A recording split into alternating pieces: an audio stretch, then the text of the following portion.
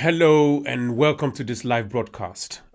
Two mindset issues that I would like to discuss with you. And it's generally to say that, as the title says, it is not for you and it is not about you. That's generally around customers, around how and what we do to get customer. How do we think about customers for our products and services, especially the new ones that we're trying to develop. I think this is critical. And as you have seen in my process of starting a new business, this new online TV channel that I started, one of the things that became really apparent to me, and then I thought that it's important for me to try and explain in this live broadcast, is the fact that the channel is really not about what I want, what I think people want.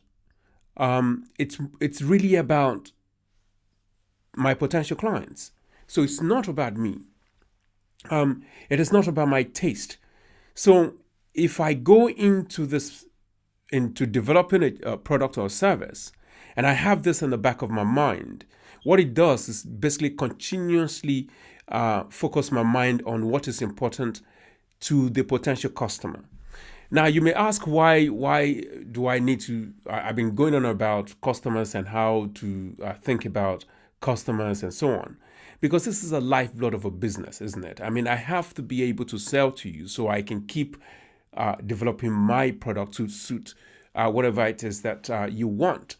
And if I am not thinking in those terms, if my mind is not focused on the fact that this product is not for me, then I will skew the development, the production, the product, the process, the services.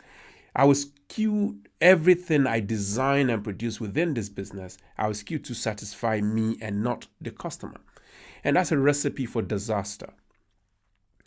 The other part of that statement is it is not you. Right. So meaning we have to have, as entrepreneurs, we have to have a separation between our product, our services, and us.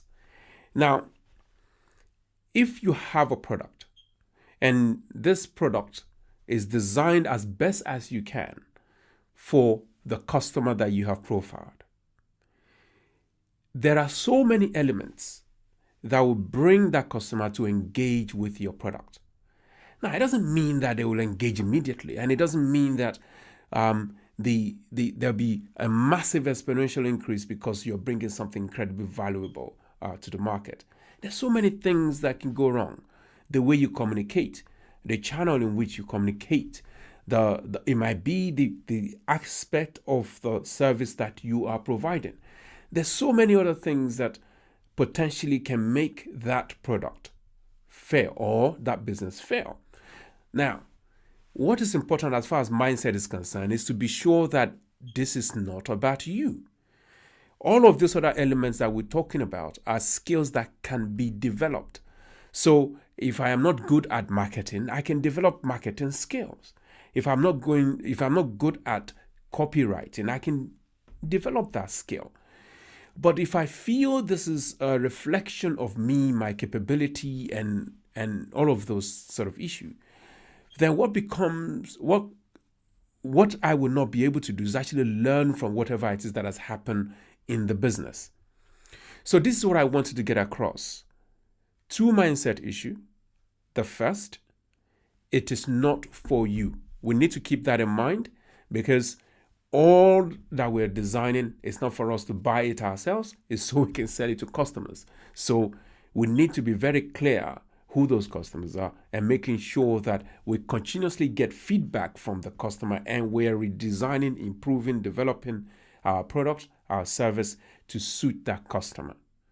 It is not just going to jump.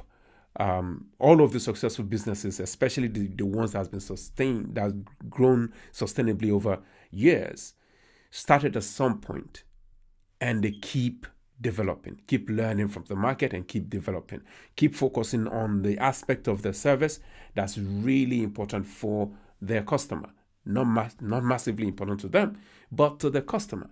because that's what keeps a customer loyal. That's what keeps a customer recommend your product or your service to somebody else. So you have the value proposition, things that you are selling to the customer. The customer will then give you feedback on how to refine that value proposition so they can keep coming back, the growth hypothesis, and keep recommending your product or service to somebody else. So it is not for you. Your service is not for you. Your business is not for you. Mindset number one. Mindset number two, it is not you. In developing a business, we get knocks from all corners. Financing, customer is not growing enough. We're spending money on processes. All of these issues. There's so many things that we're finding out and we're learning all the time.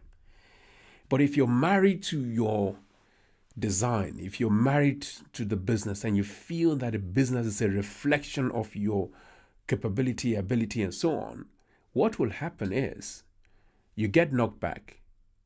You will not learn the lesson that knockback was supposed to have given you so you can develop your product better.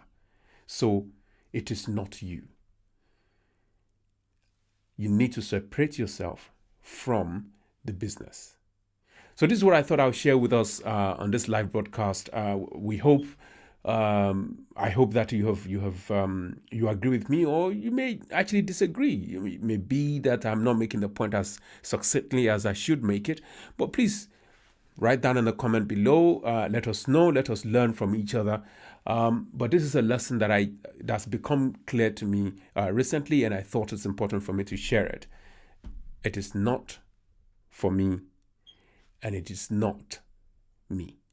Thank you very much for watching this live broadcast, and hopefully we'll see you soon. Bye-bye.